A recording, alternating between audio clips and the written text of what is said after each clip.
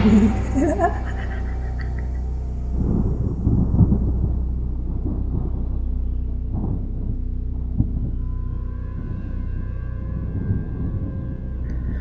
علیکم مناج بھائی، میں عمر بات کر رہا ہوں کراچی سے۔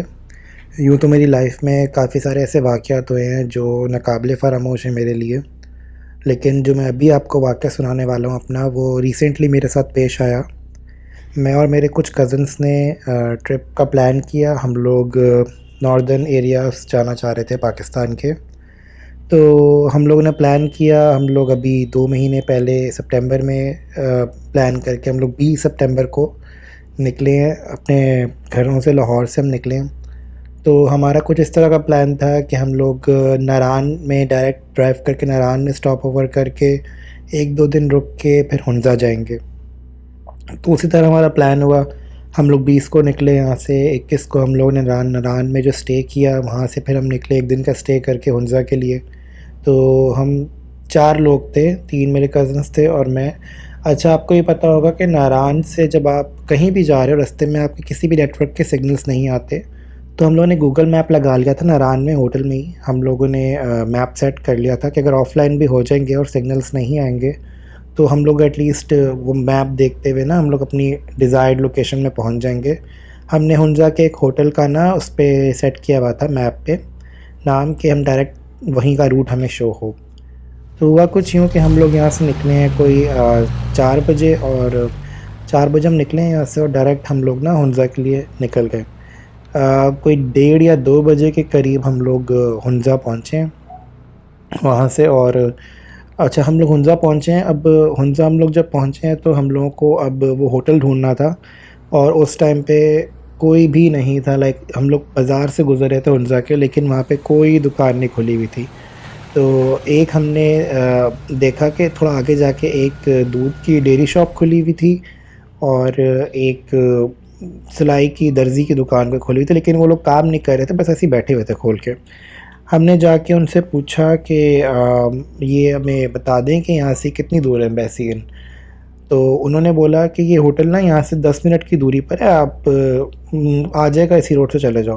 اچھا، ہم لوگ اسی روڈ سے جا رہے تھے تو ایک دم نا ہمارا گوگل میپ میں نا ایک ٹرن شو ہوا۔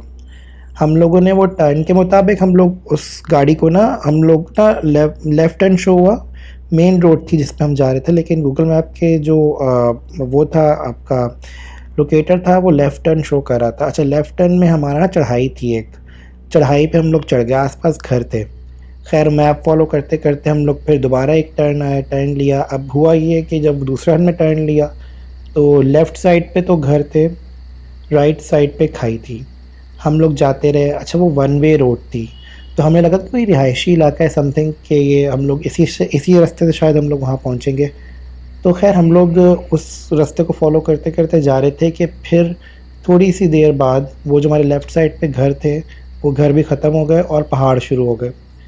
اب وہ لیفٹ سائڈ پہ پہاڑ، روڈ نیرو ہوتی گئی، اور رائٹ سائڈ پہ ہمارے کھائی تھی۔ ہم لوگ خیر آہستہ آہستہ گاڑی چلاتے ہوئے، ہمارے پاس بڑی گاڑی تھی، ہم لوگ کانشیس ہو رہے تھے کیونکہ ہم لوگ فرسٹ ٹائم ڈرائیو کر رہے تھے ان ایریاز میں، کہ یہ نہ ہو کہ کھائی میں گر جائیں ڈال۔ ہم لوگ بہت آہستہ ڈرائیو کر رہے تھے۔ تو ہم لوگ جا رہے تھے تو رستے میں تھوڑا سا آگے گئے ہیں، تو اب وہ روڈ تنگ سے تنگ ہوتی جا رہی۔ ہم لوگ حیران کہ یار یہ گوگل میپ یہ راستہ ہمیں کیوں شو کر رہا ہے نا، کیونکہ بہت پاپولر ہوٹل تھا میسین، اور اس کا کوئی اور روٹ بھی ہو سکتا تھا۔ خیر ہم لوگ روٹ کے حساب سے جا رہے تھے کہ ہم لوگ رات کو گم نہ جائیں۔ ہم لوگ اسی روڈ پہ آ کے جاتے گئے تو ہلکے سے نا پتھر گرے ہوئے تھے، تھوڑے موٹے موٹے، کہ گاڑی گزر نہیں سکتی تھی۔ تو میں اور میرا کزن نکل کے ہم لوگ نا پتھر ہٹائے، اور پتھر ہٹا کے راستہ کلیئر کر کے ہم واپس گاڑی میں بیٹھے، ہم تھوڑا اور آگے گئے ہیں۔ اب روڈ ختم ہی نہ ہو، وہ راستہ ختم ہی نہ ہو، ہمیں کوئی نظر ہی نہ آئے کہ کوئی روشنی جل رہی ہو، کوئی ہوٹلس نظر آ رہے ہوں، کوئی بازار نظر آ رہا ہے، ایسا کچھ بھی نظر نہیں آ رہا ہم لوگوں کو۔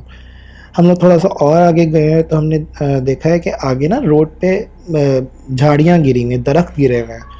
تو اب میں نے جو ہے اپنے کزن کو بولا کہ آر یو شور یہی راستہ ہے، کیونکہ آگے درخت تو ہم ہٹا نہیں سکتے۔ تو اس نے بولا کہ تم لوگ ایٹ لیسٹ جا کے دیکھو، اگر ہٹ سکتے ہیں تو جا کے ہاتھ سے ہٹا دو، یہ ہم واپس نہیں جا سکتے یہاں پہ، کیونکہ ہم لوگ ٹرن نہیں کر سکتے گاڑی۔ تو میں اور میرا ایک کزن اترے ہیں، تو ہم لوگ جو ہے نا وہاں سے اتر کے گاڑی سے ہم درخت والی آگے گئے ہیں، تھوڑی جگہ پہ اندھیرا تھا آگے بالکل۔ اور اچھا منہاج میں آپ کو بتاتا چلوں کہ جو یہ راستہ تھا نا، اس پہ ہماری گاڑی کی ہیڈ لائٹس کے علاوہ اور کوئی روشنی نہیں تھی۔ तो हम हेड लाइट को फॉलो करते हुए आगे गए हैं। दरख्त के पास हम लोग दरख्त हटाने की कोशिश कर रहे थे, तो एकदम मेरा कज़न ना, जो मेरे थोड़ा सा आगे था, वो दरख्त पर झुका हुआ था, हाथ उसने रखा दरख्त पे और भागा मेरे पास, उमर भागो पीछे भागो। अच्छा, मैं भी बौखला गया, मैं पीछे गाड़ी में भागता हुआ आया, क्योंकि आपको मिनहाज भाई ये पता है कि इन रास्तों पे यही डर रहता है कि कोई चोर चोर ना आ जाए या फिर कोई जानवर ना आ जाए। तो हम लोग खैर भागे हैं पीछे। अब भागे हैं तो अब मेरा कज़न जो ड्राइव कर रहा था वो कहता है तुम लोगों को क्या हुआ।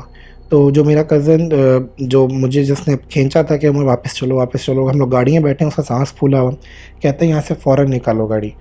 अच्छा, हम लोगों ने ना उसी उसी ट्रैक को रिवर्स करना शुरू कर दिया, मतलब उसी ट्रैक पे गाड़ी रिवर्स करना शुरू कर दी। बहुत ही हबड़ दबड़ में हमने गाड़ी रिवर्स की है। फिर थोड़ी सी नैरो रोड चौड़ी हुई है, तो हम लोगों ने गाड़ी ना टर्न करने के लिए ना, हम लोग मतलब टर्न करने के लिए हमने बोला कि गाड़ी टर्न कर लेते हैं, वरना रिवर्स में जाएंगे तुम खाई में गिर जाएंगे, क्योंकि हम लोग सब पैनिक में आ गए थे। तो मेरे कज़न ने, ड्राइवर जो था, उसने बोला कि कोई दो बंदे उतर के ना मुझे अब रास्ता बता दो, मैं टर्न किस तरह करूं, क्योंकि अब मैंने अगर अपने हिसाब से टर्न की तो हम नीचे गिर जाएंगे।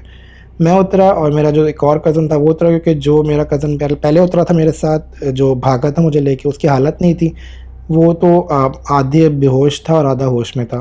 खैर मेरा एक और दूसरा कज़न उतरे हैं, मैं पीछे था और मेरा जो कज़न था दूसरा वाला वो आगे, गाड़ी के आगे खड़ा हुआ था। तो हम लोग उसको रास्ता गाइड कर रहे थे कि इतना पीछे टायर करो, इतना करो। तो एकदम से मुझे लगा मेरे पीछे किसी ने टैप किया। I was shock. मुझे ये चोरों का डर था, क्योंकि हमारे पास बहुत सारे फ़ोन्स थे, गिम्बल था, लैपटॉप थे, तो मुझे डर था चोरों का। मेरी एकदम बैंड बज गई, मैंने पीछे मुड़ के देखा, कोई भी नहीं। खैर मैंने उसको गाड़ी पे मार मार के टर्न करवा रहा था उससे मैं, कि हल्का हल्का टैप करके कि इस तरह से टायर करो, उस तरह से। दोबारा मेरे कंधे पे ना किसी ने टैप किया। अब मैं दोबारा पलटा हूँ, फिर भी कोई नहीं। अब मुझे समझ में आ गया कि कोई और सीन है यहाँ पे। मैंने जल्दी अपने कज़न को बोला कि जल्दी गाड़ी रिवर्स करो, क्योंकि हल्का सा टर्न रह गया था होने वाला ना। तो अब जैसे ही मैं आगे, उसने बोला ना गाड़ी में बैठो, अब वो जो आगे मेरा कज़न था वो तो आगे खड़ा हुआ था हेडलाइट पे, पीछे कोई रोशनी नहीं, मैं खड़ा हुआ था। जैसे ही मैं गाड़ी की तरह अंदर जाने लगा हूँ, दरवाज़ा खोल के मुझे किसी ने धक्का मारा है और मैं मुँह के बल नीचे गिरा हूँ। उस डर से मेरे ना हाथ उठे ना पाँव। मेरा आगे से कज़न जो है भागा हुआ आया, उसने मुझे उठा के फटाफट गाड़ी में डाला और हम लोग जो है ना फ़ौरन हम लोग गाड़ी को तेज़ भगाते हुए लेके गए उसी बाज़ार में जहाँ पे हमें वो दूध वाले की शॉप दिखी थी। हम लोग वहाँ पहुँचे, वहाँ जाके जो है उससे हमने पानी लिया है, पानी लेके मैंने मुँह धोया, मेरे कज़न ने मुँह धोया जो बेहोश था। हम लोगों ने जब थोड़ा हम लोग हवास बहाना, मैंने बताया अपना वाक़या कि मेरे साथ ये हुआ, मेरे टैप हुआ था, मुझे धक्का दिया किसी ने। फिर तो जो मेरा कज़न था, जो पहले हम लोग झाड़ियाँ हटाने जो मेरे साथ गया था, उसने हमें बताया कि जब वो दरख्त हटाने के लिए झुका है वहाँ पे, तो उसने देखा कि 2-3 कोई बालों से काले बालों वाली कोई 2-3 3-4 फुट की कद की कोई चीज़ ना भागती हुई आ रही है। तो उसको लगा कि पहले शायद कोई जानवर वगैरह होगा। वो दोबारा हटाने के दरख्त ना, वो उसने जो ऊपर देखा है तो कह रहा है कि उनकी लाल आँखें थीं और वो मेरी तरफ ऐसे बढ़ी जैसे मुझे वो पकड़ के या तो मार देंगी या कच्चा चबा देंगी। कह रहे उनकी शक्लें नज़र नहीं आ रही थी, लेकिन आँखें और लंबे लंबे काले बाल। और मैंने आज में बताता चलूँ, वो ऐसी सड़क थी कि वहाँ पे हमारे गाड़ी की लाइट के अलावा कोई लाइट नहीं थी। तो मेरा कज़न वहाँ से भागता हुआ आया और उसने मुझे गाड़ी में बिठाया। हम लोग खैर रात के 3 साढ़े 3 बजे फिर अपने डिज़ायर्ड होटल में पहुँचे और वहाँ जाके हमने सुख का सांस लिया।